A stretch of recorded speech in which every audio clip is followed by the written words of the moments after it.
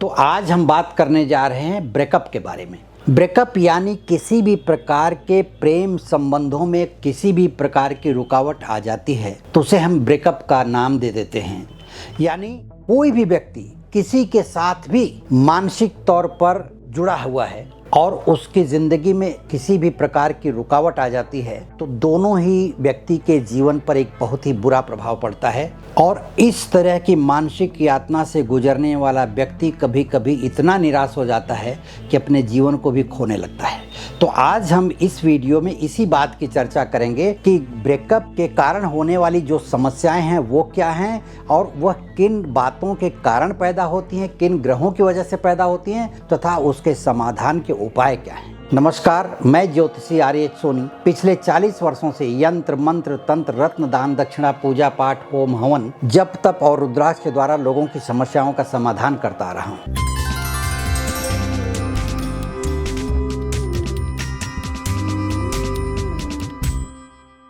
किसी भी व्यक्ति के जीवन में जब प्यार भरे संबंधों में रुकावट आ जाती है यानी ब्रेकअप हो जाता है तो दोनों ही व्यक्ति एक अजीब सी मानसिक यातना से गुजरने लगते हैं और उनका जीवन बहुत ही कष्टमय तरीके से बीतता है। और ऐसे ही समय में व्यक्ति को डिप्रेशन आ जाता है, एंजाइटी हो जाती है तथा अनेकों प्रकार की मानसिक गंभीर बीमारियां जन्म लेने लगती हैं। तो आज मैं इस वीडियो में आपको यह समझाऊंगा कि ये जो तकलीफ है ये किन ग्रहों के कारण होती है और उसका समाधान क्या है, क्योंकि ऐसी स्थिति में व्यक्ति को उसका समाधान ढूंढ लेना अति आवश्यक होता है, क्योंकि पूरी ज़िंदगी इस तरह से रहना व्यक्ति की ज़िंदगी को ख़त्म करने के बराबर होता है।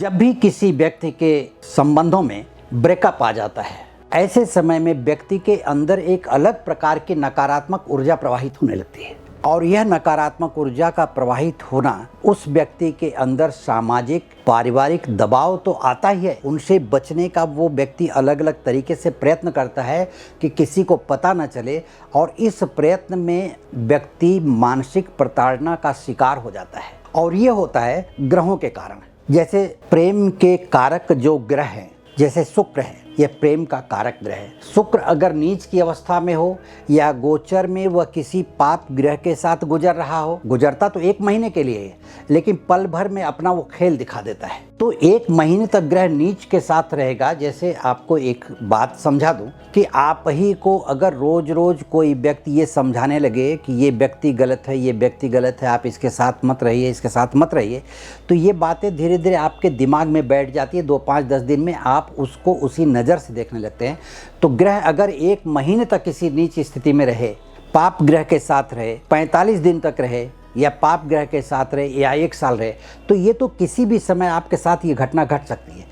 तो ऐसी स्थिति में एक दूसरे के प्रति, जिसके प्रति आपका प्रेम है, उसके प्रति नफरत का भाव पैदा होने लगता है या कोई ऐसा शब्द मुंह से निकल जाता है कि वह नफरत में बदल जाता है। तो उसे लेकर के जीवन में एक तनाव सा पैदा होता है और यही ब्रेकअप का कारण बनता है। तो सबसे पहली बात होती है कि ग्रहों की स्थिति को सबसे पहले देखना चाहिए। अगर आपके संबंधों में कहीं भी इस तरह की दरार आ रही है या आपको लग रहा है कि आने की संभावना है, सामने से कहीं से ऐसी बात आ रही है, तो आप हमेशा सतर्कता की स्थिति में रहिए कि कहीं ना कहीं ब्रेकअप की स्थिति बनेगी।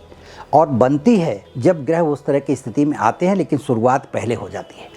तो ऐसी स्थिति में उसका समाधान ढूंढ लेना बहुत ही आवश्यक होता है और समाधान तब मिलता है जब आपके जन्म की कुंडली का विश्लेषण करवाया जाए। तो उसमें ये पता चल जाता है, क्लियर पता चलता है कि आपका ग्रह कहाँ है, किस स्थिति में है और वह क्या गुल खिलाएगा। जब आपके ग्रहों की स्थिति ठीक हो जाएगी उपाय करने के बाद, तो आपके प्रेम संबंधों में जो दरार आ रही है, ब्रेकअप की स्थिति बन रही है, वो दूर हो जाएगी। वो पल भर का मामला होता है। अब देखिए, मैं आपको बताऊंगा कि किन ग्रहों के कारण ऐसी स्थिति पैदा होती है। जबकि कुंडली को आप समझ पाएंगे नहीं पाएंगे वो अलग बात है, लेकिन जब भी आपके जीवन में इस तरह की स्थिति आती है तो आप ध्यान करिए इस बात का जो मैं कहने जा रहा हूँ कि आपकी जन्म कुंडली में ऐसी स्थितियाँ बनती होंगी। तो सबसे पहली बात आती है कि चंद्रमा का खराब होना।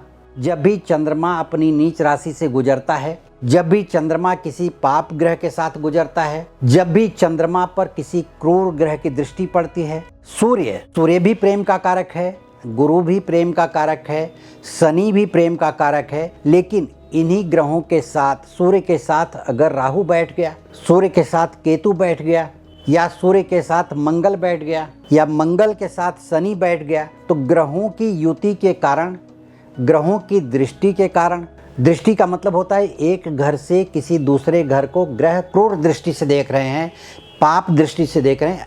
ऐसे समझिए कि आप कहीं खड़े हैं और आपको कोई टेढ़ी नज़रों से देख रहा है तो आपके अंदर एक क्रोध का भाव पैदा होगा। इसी तरह से ग्रहों की क्रूर दृष्टि भी पड़ती है और प्रेम की भी दृष्टि पड़ती है।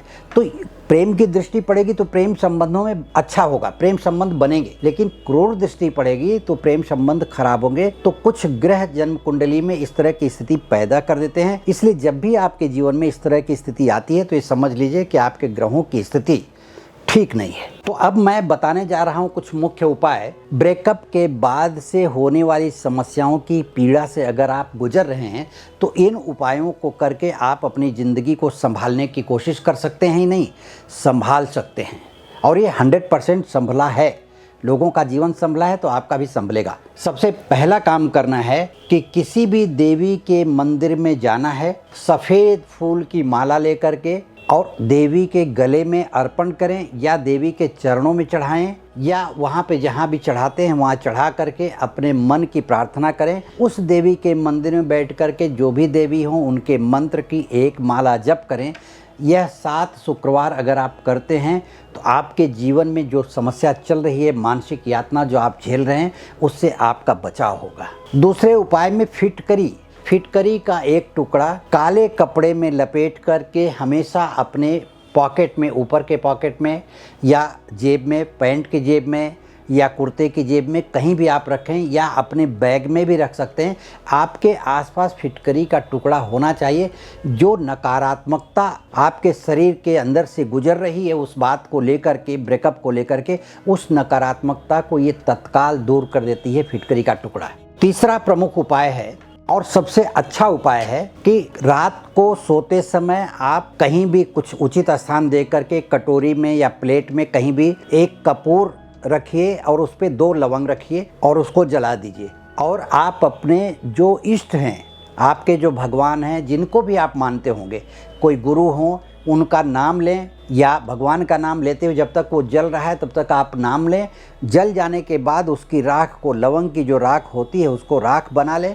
राख बना करके अपने माथे पर लगा करके, अपने गले में लगा करके ऐसे बाहर से, और फिर आप सो जाएं। धीरे धीरे 11 दिन तक ये क्रिया अगर आप करते हैं किसी भी शुक्रवार से शुरू करके, तो 11 दिन में आपकी मानसिक यातना सदैव के लिए दूर हो जाएगी। अब यहाँ समझाना ये चाहता हूँ कि किसी भी उपाय को करने के लिए जन्म कुंडली का विश्लेषण करवाना अति आवश्यक होता है। जन्म कुंडली के विश्लेषण के बाद आप अच्छे उपायों की तरफ बढ़ सकते हैं और तत्काल उसका फायदा मिल सकता है। अपनी जन्म कुंडली का विश्लेषण करवाने के लिए या मुझसे व्यक्तिगत रूप से संपर्क करने के लिए वीडियो के नीचे दिए गए लिंक पर क्लिक करें। इस वीडियो को लाइक करें, शेयर करें, सब्सक्राइब करें। यदि आपके मन में किसी भी प्रकार का विचार चल रहा हो तो कमेंट बॉक्स में लिख करके भेजें, ताकि मैं उस पर वीडियो बना करके या लिख करके आपकी समस्या का समाधान कर सकूं। नमस्कार, धन्यवाद।